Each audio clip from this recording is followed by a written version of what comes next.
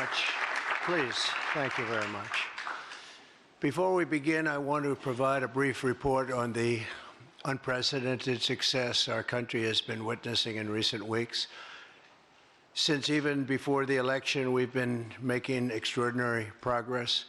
The American people gave us a clear mandate to save our country, and we won all 7 swing states by large margins, historic. Very importantly, we won, as you know, shifted toward the Republican Party, and that's never happened before. All 50, every single one of them.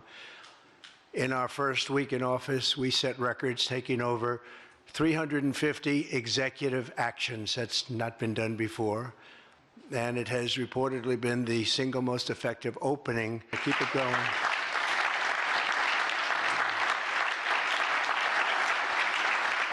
We want to keep it going. We've broken from decades of failed Washington policies and restored common sense and sanity to our government.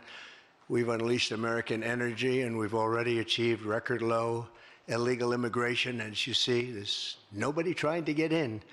And that's what we've been waiting for a long time, and gotten woke ideologies out of our government and out of our military. The water has now begun flowing in California as we continue to increase the flow in coming days. Nobody's seen anything like that, and I've also taken strong action to regain control of the Washington bureaucracy. Just for clarification purposes, that if they're working for the federal government, they must show up to the office on time and on schedule. We don't want them.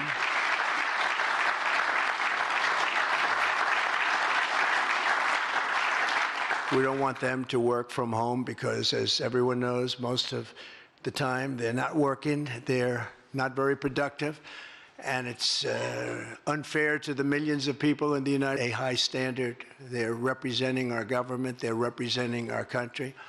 If they don't agree by February 6th to show up back to work in their office, they will be terminated, and we will therefore be downscaling our government, which is something that the last 10 presidents have tried very hard to do but failed.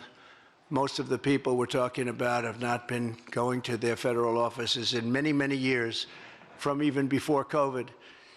But they have nevertheless been paid. Some have worked, some haven't worked, and most of the studies say that some have just gone through the motions. We may ask these people to prove that they didn't have another job during their so-called employment with the United States of America, because if they did, that would be unlawful. As you understand, a lot of people are getting paychecks, but they're actually working other jobs. To us that they weren't. In any event, we're requiring them to show up to work or be terminated. We think a very substantial number of people will not show up to work, and therefore our government will get smaller and more efficient, and that's what we've been looking to do for many, many decades, frankly.